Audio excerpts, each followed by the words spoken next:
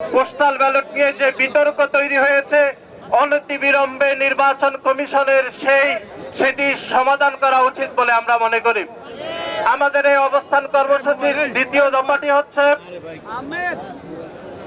বিশেষ একটি রাজনৈতিক গোষ্ঠীর চাপের মুখে দায়িত্বশীল এবং যৌক্তিক সিদ্ধান্তের পরিবর্তে নির্বাচন কমিশন হঠকারী এবং অদূরদর্শী সিদ্ধান্ত গ্রহণ করেছে, যা স্বাধীন নির্বাচন কমিশনের পেশাদারিত্বকে চরমভাবে প্রশ্নবিদ্ধ করেছে।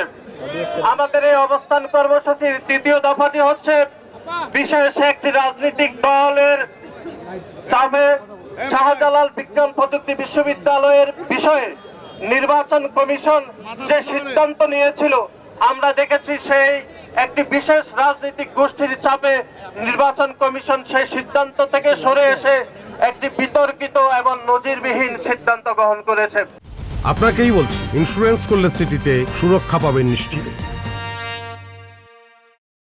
এই তিনটি বিষয়ের উপর বাংলাদেশ জাতীয়তাবাদী ছাত্র দল আজকে শান্তিপূর্ণভাবে অবস্থান কর্মসূচি গ্রহণ করবে।